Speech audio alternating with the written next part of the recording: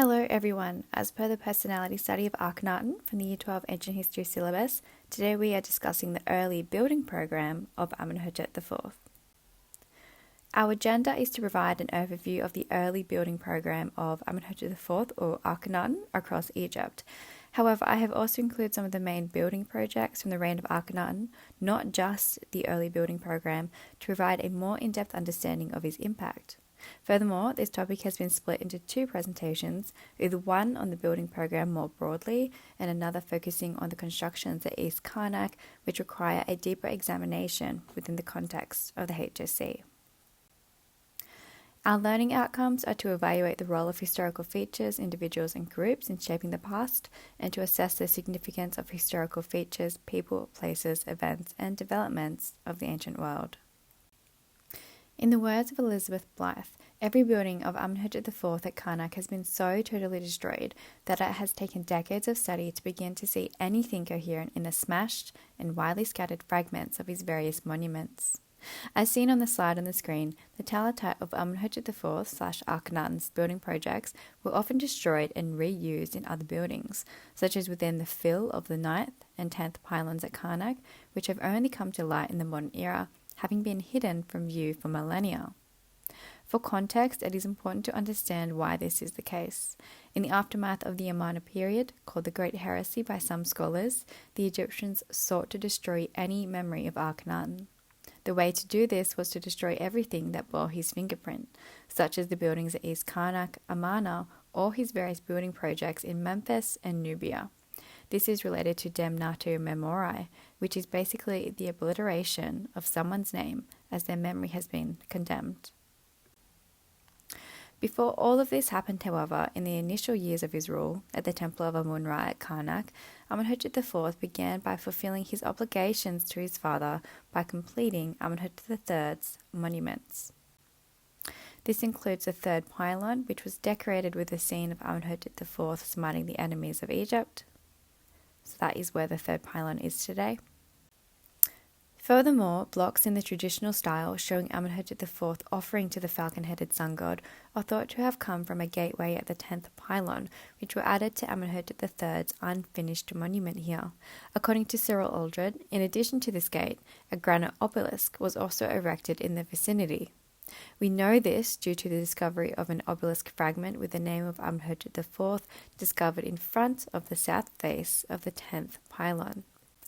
The temple of Amenhotep III at Soleb in Upper Nubia was also finished or modified by Amenhotep IV / Akhenaten. The evidence for this completion includes cartouches of Amenhotep IV that were found on the first pylon, which were later hacked out and replaced with Amenhotep III's name in the post-Amarna period. Amenhotep IV is also shown offering to Amun-Ra. These completed works thus reinforce that at the beginning of Amenhotep IV's reign, he adhered to the expectations of him as a ruler. The mortuary temple of Amenhotep III, also known as Amenhotep, furthermore should have been completed by Amenhotep IV / Akhenaten, but it was not. Was this because the king was focusing on Karnak and later on Amarna? Despite this, there is evidence that Akhenaten did order alterations to the decoration of the temple during his reign, as images of Amun were replaced by images of the deified Amenhotep III as Neb-Martwa. At Gebel el Silsila, which is a quarry located around 60 kilometers north of Aswan in the south of Egypt, we also have evidence for Amenhotep IV's building program. The main evidence is a 4-meter-high stela carved on the cliff face that refers to the king as Amenhotep IV, not Akhenaten. It reads, "The first occasion when His Majesty issued a command to pursue all work, and to the commanders of the army to levy a numerous corvée for the quarrying sandstone in order to make the great Ben of Raharkate in his name at Karnak." This explicitly links the work at Karnak with this quarry.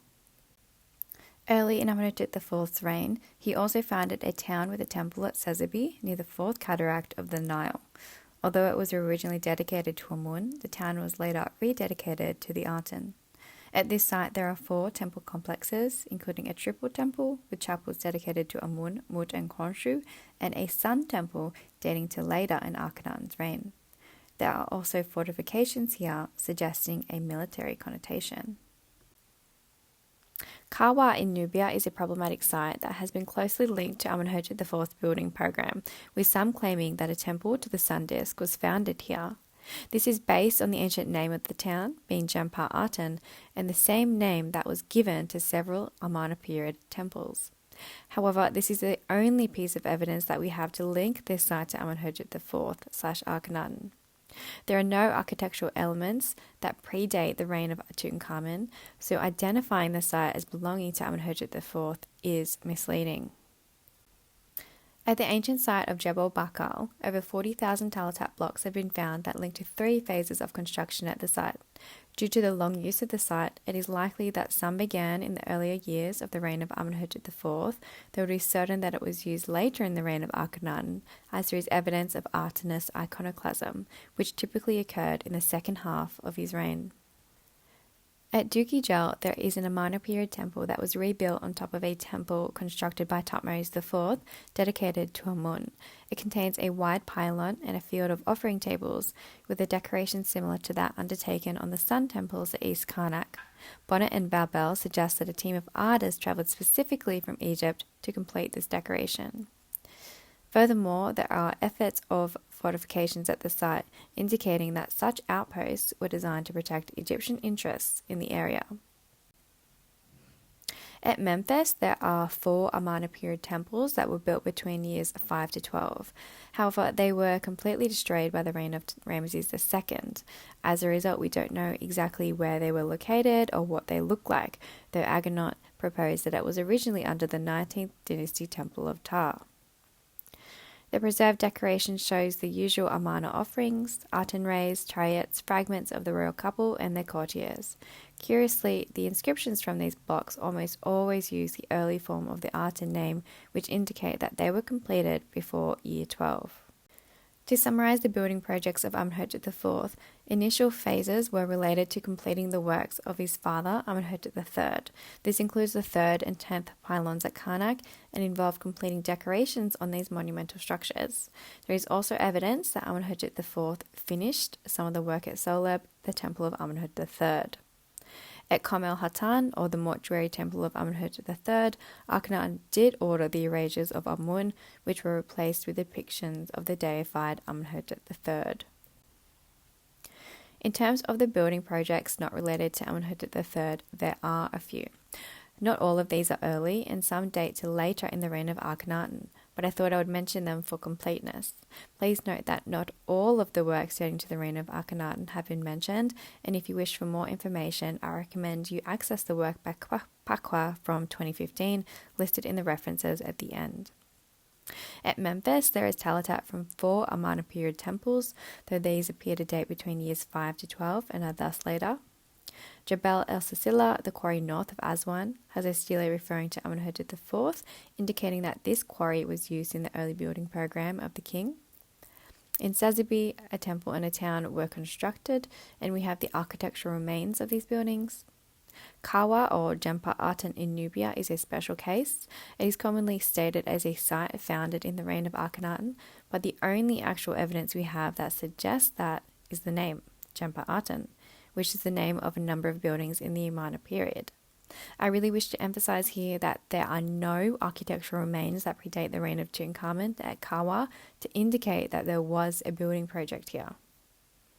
At Gebel Barkal, there are 3 phases of construction that date to the Amarna period, so it would appear that construction began here in the early reign of Amenhotep IV. Doukki Geb has an Amarna period temple, though this probably dates to later, as it has a wide pylon and a field of offering tables, much like the temples at Amarna. So in summary, there are a number of building projects that were in Nubia, to the south of Egypt, in modern-day Sudan.